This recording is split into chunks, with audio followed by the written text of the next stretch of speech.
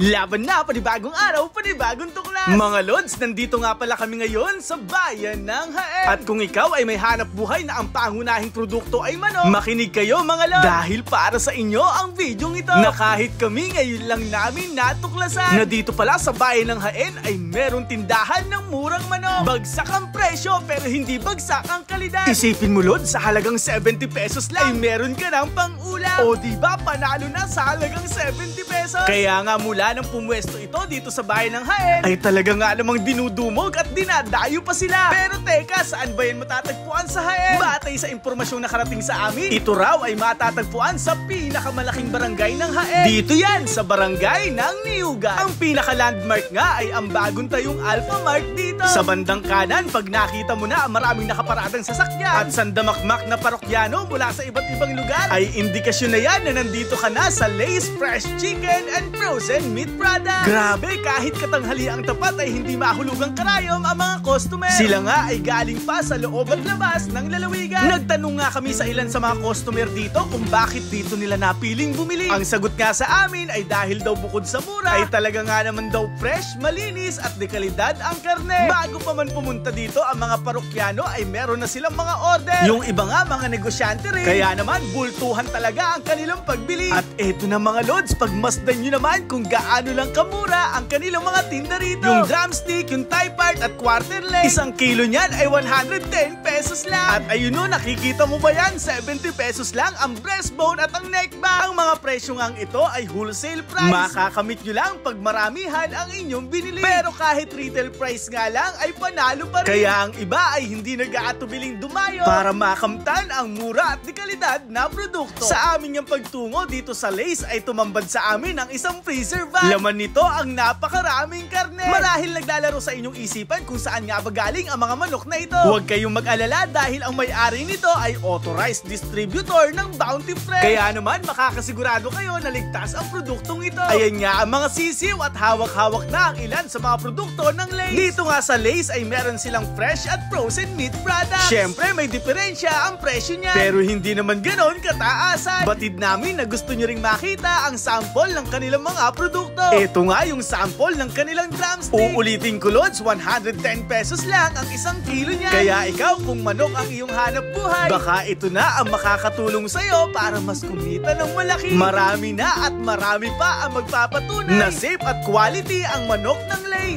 Ito nga ang breastbone ng manok na 70 pesos lang ang kilo. Masdan nyo naman ang tinatawag nilang neckback na 70 pesos lang din ang kilo. Masarap na ngang itinda yan sa ating mga kababayan. Pwedeng-pwede na nilang pang-ulam. Patungan mo lang ang presyo, panigurado, panalo ka na. Ang alternatibong material nga sa chicken skin ay ang tinatawag na chicken fats. Napakamura nga lang nito, 60 pesos lang ang kilo. Heto naman ang sample ng chicken skin na 79 pesos lang ang kilo. Grabe, nakakagigil, kaya sarap maging hanap buhay niyan. Kung natikman mo na nga ang fried chicken ng 7-Eleven, aba, meron ding tinda niyan ang Lay's. Na sa halagang 18 pesos lang ang kada isa, ay tiyak na uulit-ulitin mo na. Ilan nga lang yan sa mga produkto na mabibili nyo dito sa Lay's. Marami pang iba, makipag-ugnayan lang kayo sa kanilang official page. At eto pa ang good news, dahil magkakaroon na sila ng branch sa bayan ng Bungabon. Ay, napakarami pa talagang dapat matuklasan dito sa ating lalawigan. Mga panibagong tuklas na tiyak na kapaki-pakinabang. Ito pong muli sa SK Philip, isang proud probinsyano at isang proud Novo Ecijano mula sa bayan ng Laur. Kasama ang mga sisiw na si Mudyako, si Jolen at si Dugong na may hawak ng kamera. Kami po ay patuloy na ipagmamalaki ang ating lalawigang Nueva Ecija. Maraming salamat sa pagsama hanggang sa muli. Paalam, ingat and God bless. Laban na!